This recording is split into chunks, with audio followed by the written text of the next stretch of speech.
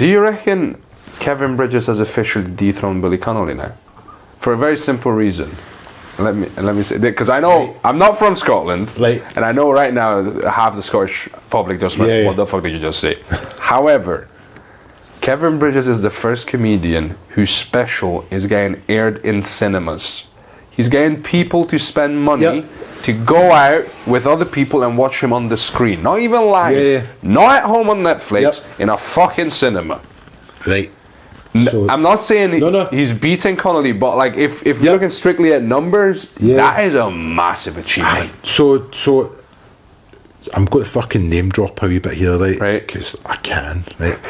Obviously Daniel Sloss is still out there fucking killing it. I'll come to that. One of my best friends from school, his dad was best friends with Billy Connolly. Yeah. Big shout out if you're watching this. So I think, like certainly in terms of numbers, Bridges is probably doing better than Billy Connolly. Yeah.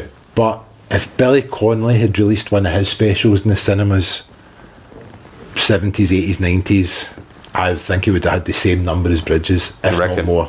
Because there was no streaming. I think. Well, yeah, sometimes the technology catches up with the talent. And sometimes the other way around. And I don't know Bridges. I know he had the BBC stuff. He was on the telly. Oh yeah. But you know, like Taylor Swift does fucking gigs that are in cinemas. Metallica do that as well. You know, a lot of rock bands do that. So maybe Bridges' thinking is, well, I'm going to fucking do a stand. It's a great idea, and I can't believe nobody's done it before. Because you have a live laugh track. And also you have the laugh track from the audience that was laughing at the recording. But I would say certainly Connolly would do it as well as Bridges has done, and you know, back then there was no streaming in the 90s and stuff. So I would think a Billy Connolly thing, people would have went to cinema to see that as much as they went to see Bridges. Okay. But like, this is like getting like, you know, classic NBA players. Oh yeah, it's like it's fucking Pele or Messi. Yeah, do you know what I mean? LeBron and Jordan and things like that. Comparing the two, but I know you brought him there. I would have brought him up anyway, because I think Sloss has to be mentioned in the same bracket as Billy Connolly and Kevin Bridges, because like Sloss is brilliant, but he's bigger, he's more successful abroad than he is here. Like he's fucking massive in Australia. And I know he did India of all places. He's massive in Asia. Like he's been to Romania. Yes, go on, Daniel. But you know, I think his ticket sales are the highest ticket sales of any Scottish comedian per year, every year, and that's eclipsing what Bridges did at the Hydro and everything else, because Sloss is touring India for months at a time. And but I think just I know he's addressed this himself on his podcast, but he maybe just doesn't have the same success in Britain as he does elsewhere.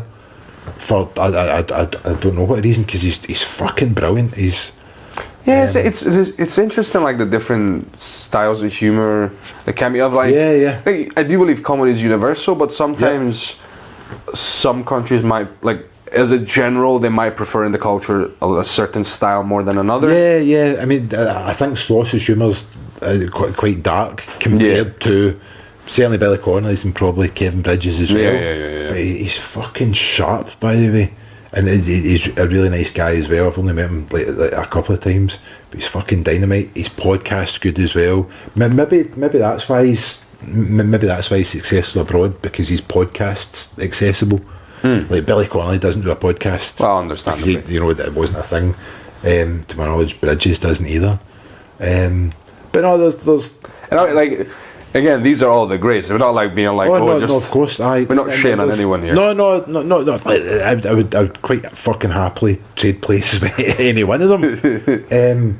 I would love Kevin Bridges' new bank account. Yeah. Unfortunately, I've got his old fucking belly, I think. But it's comparing Pele and fucking Messi. It's two totally different. Different industry, different. Aye, but again, you know, like, but I'm saying Billy Connolly would have sold out cinemas. Fucking, you know, like Kevin Bridges would have sold out cinemas in the 90s as well, had he been you know, in the same position he is now back in the 90s, he would have sold out cinemas as well.